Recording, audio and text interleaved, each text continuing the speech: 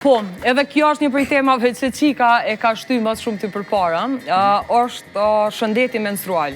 Në Kosovë ka qenë shumë marrë me folë për shëndetin riprodhuese edhe menstrual grave. Na e dim që vajzat e vogla në momentin kër ju kanë arë menstruacionet, kanë qenë të friksume, kanë qenë tërhekne, së një rahat, shumica prej tyne nuk ju kanë tregu as nanave se lere me babalarve që po kalojnë në këtë fazë të re. Na e dim që në shkollë, lëndet ku mësohet për edukimin seksual në përgjithësi apo për shëndetin menstrual zakonisht kanë kalu është kalu faqe. Dhe fatkeqësisht vazhdon. Edhe vazhdon të jetë, po mendoj kështu thonë shumica e prindve që i kanë fëmijët në shkollë që nuk është që mësojnë në për shkolla fëmija shumë për këtë aspekt.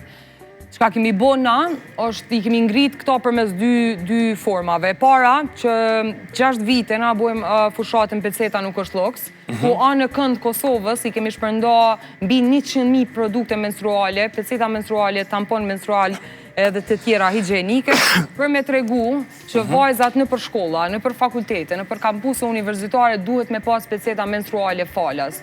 Me pa një pecet në tualet publik, nuk duhet më konë e jashtëzakonshme, duhet më konë sikur është letra higjienike, sikur është shamponi dhe krejt sene tjera, për shkak se vajzat edhe gratë nuk kanë zgjedhë me pas menstruacione. Kjo është faktori biologjik, edhe andaj ato nuk duhet me u dënu, pse kanë menstruacione dhe mullnin ciklet dhe mës me pas qasjen to, kur ato kanë nevoj.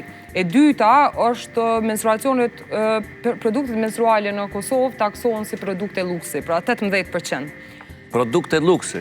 Pa ekzistojnë 2 nivellet të taksës, të veshës, është 8% edhe 18%. 8% him produktet esenciale, 18% him produktet si maskara, si shamponi, si gjithë shka tjetër që ka mundë me vle, aty hynë edhe produktet menstruale.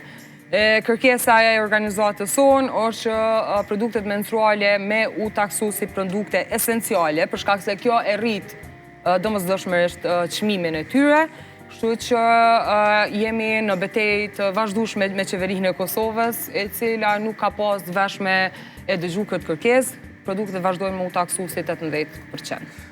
Tani ndër tjera e përmendëm edhe shkollimin, sistemin arsimor.